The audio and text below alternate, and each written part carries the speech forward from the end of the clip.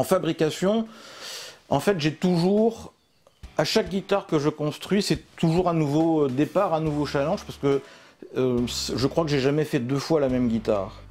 Donc en vérité, chaque instrument est pour moi un nouveau défi, puisque j'élabore avec le guitariste en fait ce qu'il souhaite obtenir comme son à la fin.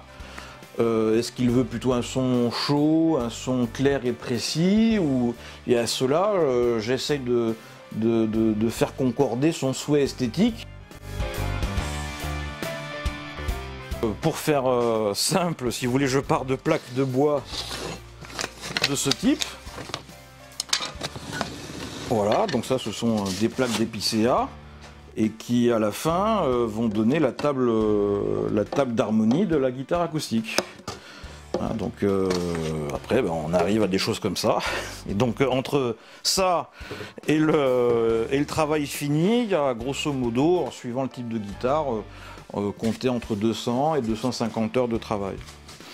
Après je fais donc aussi des guitares électriques, donc dont en voici une alors que j'ai commencé à faire dans mon ancien atelier de Bordeaux, et puis comme j'ai déménagé entre temps, celle-ci va reprendre sa construction.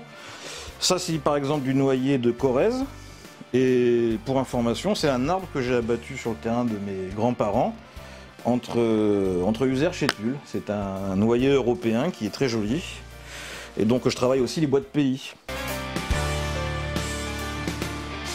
Enfin, il y a un schéma de construction, il y a à la fois de la liberté quand on fabrique une guitare, la liberté qui va être dans le choix du manche, son épaisseur, sa largeur, la forme de la tête, le choix des bois. Mais il y a des choses qu'on ne peut pas changer, parce que quand on veut telle ou telle sonorité, on sait qu'on doit faire un squelette qui a telle dimension et tel placement. Parce que ça c'est éprouvé depuis des siècles, hein.